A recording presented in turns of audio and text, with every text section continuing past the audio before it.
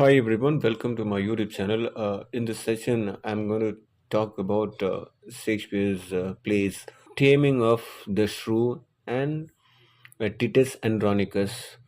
So, these two plays about which I'm going to talk today. Before that, subscribe the channel and share with others if you like this.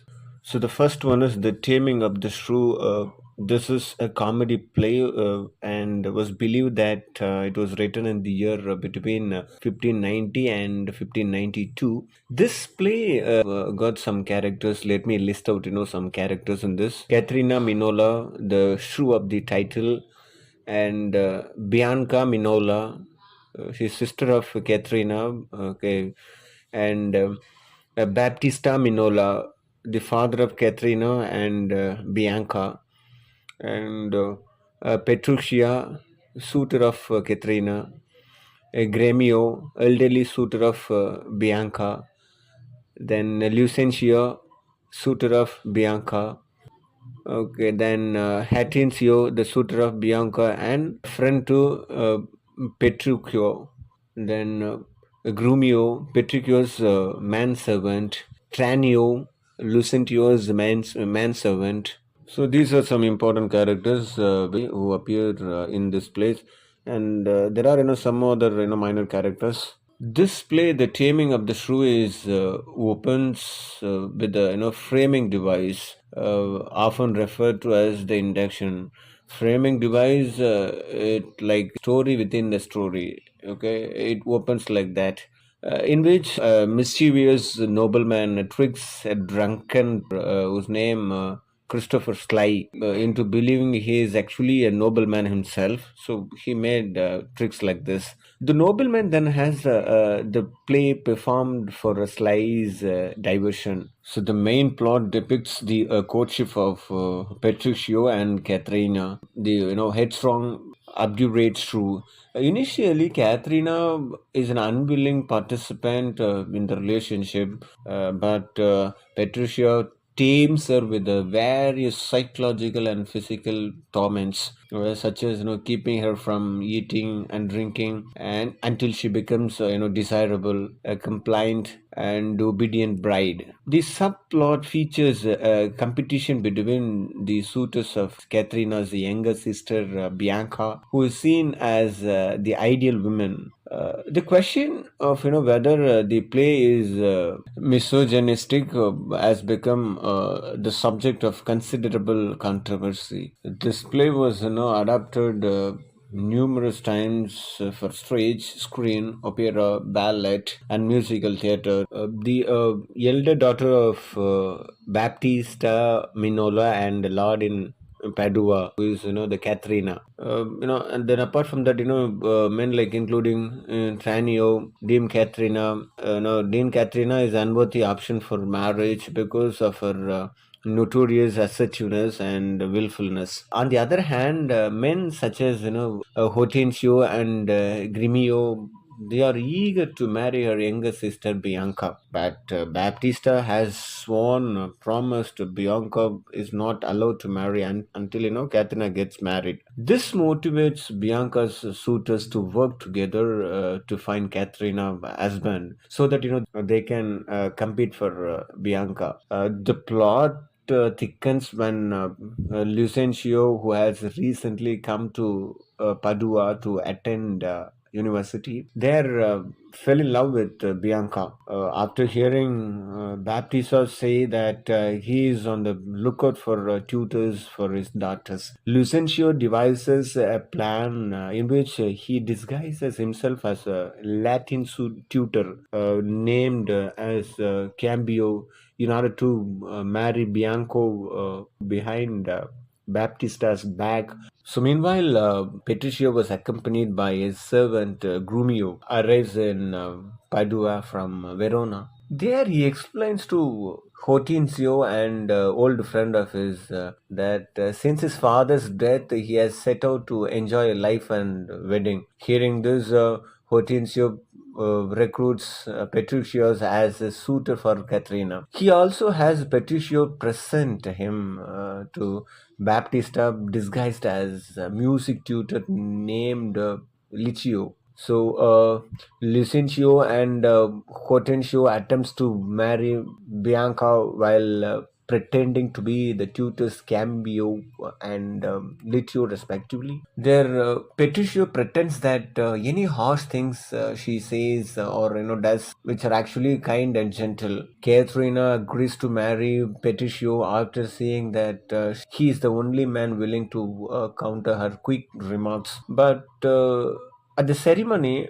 Petruchio makes an embarrassing scene when he strikes the priest and drinks the communion wine. After the wedding, Petruchio takes Caterina to his home against her will. Once they are gone, Gremio and Tranio, disguised as Lucentio, formally bid for Bianca, with Tranio easily outbidding Gremio.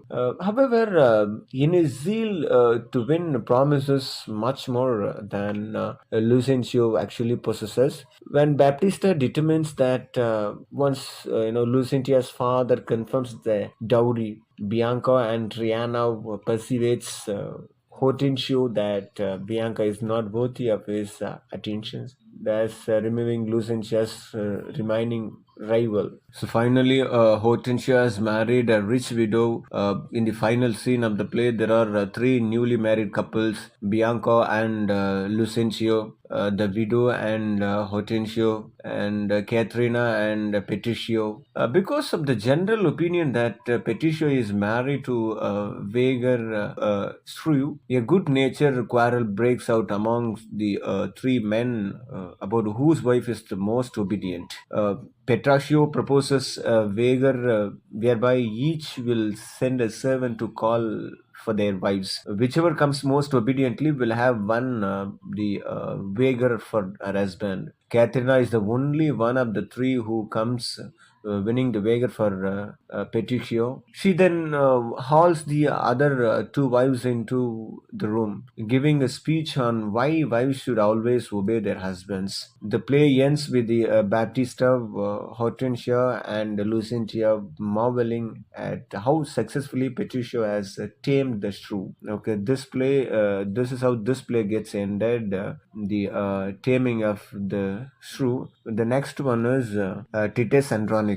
This is his tragedy play, and believe that it was written the year between 1588 and 1593. So now let me list out the characters in this play. Titus Andronicus was popular Roman general, and Lucius, Titus' eldest son, and Quintus Titus son.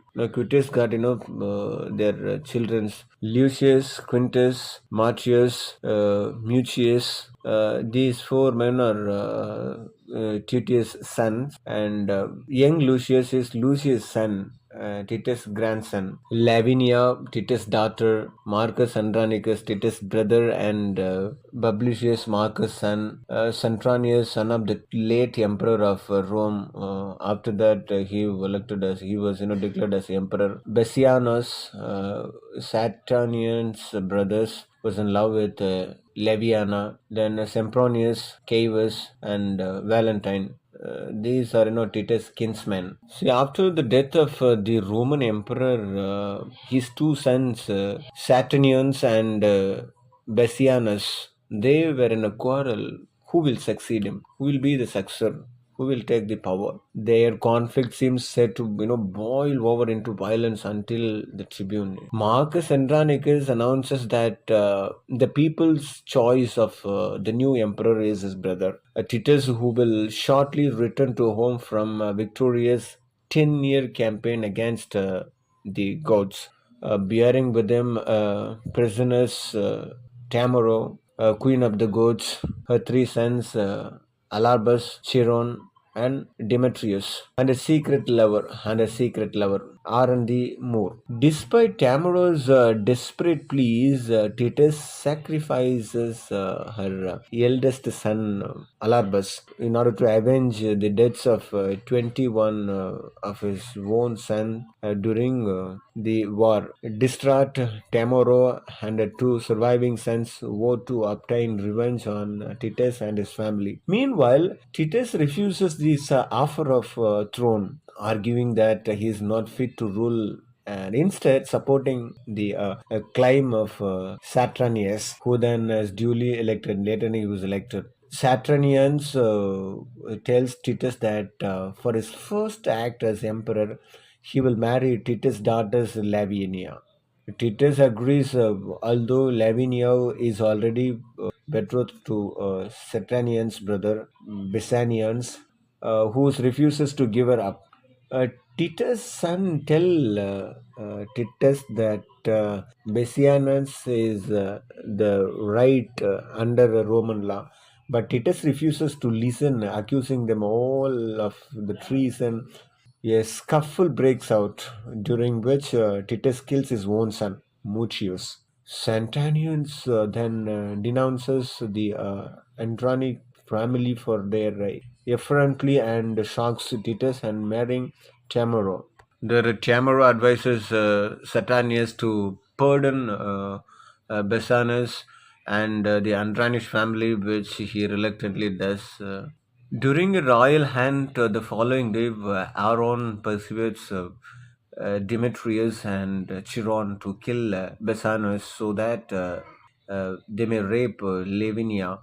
They do so, throwing Besania's body into a pit and dragging Lavinia deep into the forest before violently raping her. To keep her from revealing what has happened, they cut out her tongue and cut off her heads. Okay, this is how we know they did. Meanwhile, Aaron writes a forged letter which frames Titus' sons Matthias and Quintus for murder of Basanius. Horrified at the death of his brother Centronius, arrests Matthias and Quintus and sentences them to death. Sometime later, Marcus discovers the mutilated Lavinia and takes her to her father, who is still shocked at the accusations leveled at his sons. And upon seeing Lavinia, he is overcome with grief. Aaron then visits Titus and falsely tells him that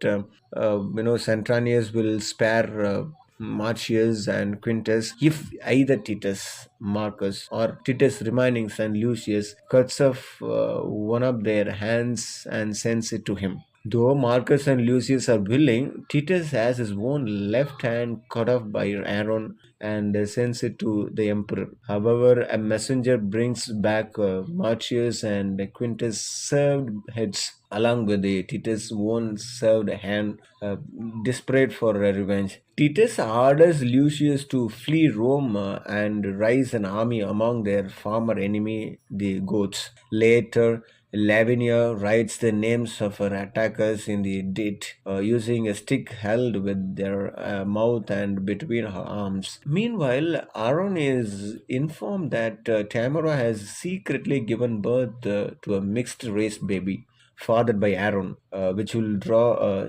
Saturnian's wrath. Though Tamara wants the baby killed, Aaron kills the nurse to keep the child race secret and flees to raise his own son among the goats. Therefore, Lucius, marching on Rome with an army, captures Aaron and threatens to hang the infant in order to save the baby.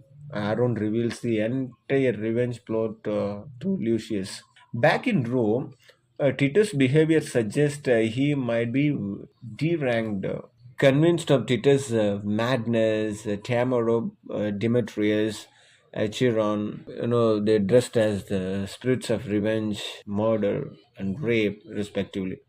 They approached Titus in order to persuade him to have Lucius remove his troops from Rome. Tamaro, as a revenge, okay, Tamaro as revenge, tells the Titus that she will grant him revenge and all of his enemies if he convinces Lucius to postpone the imminent attack on Rome. Titus agrees and sends Marcus to invite Lucius to a reconciliatory feast. Revenge then offers to invite Emperor the Tamaro as well is about to leave when Titus insists that rape and murder stay with them. When Tamaro is gone, Titus has Citron and Demetrius restrained, cuts their throats and drain their blood into a basin held by Lavinia. Titus tells Lavinia that he will play the cook, grind the bones of Demetrius and Chirons into powder, and bake their heads into two pies. The next day, during the feast at his house, Titus asks Saturnius if a father should kill his daughter when she has been raped. Saturnius answers that he should.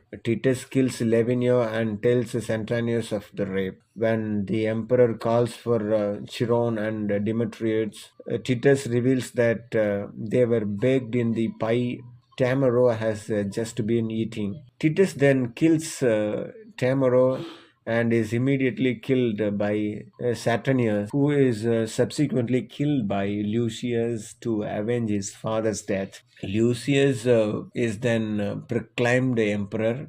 He orders that Titus and Lavinia be laid in their family tomb, the Saturnians to be given a state burial, that Tamaro's body be thrown to the wild beast outside the city, and that Aaron be hanged. Aaron, however, is unrepentant to the end, regretting only that he did not do more evil in his life. Lucius decides Aaron deserves to be buried chest deep as a punishment and left to die of thirst and starvation. And Aaron is taken away to be punished.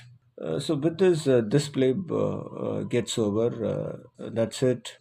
Thanks for listening my lecture. Subscribe the channel.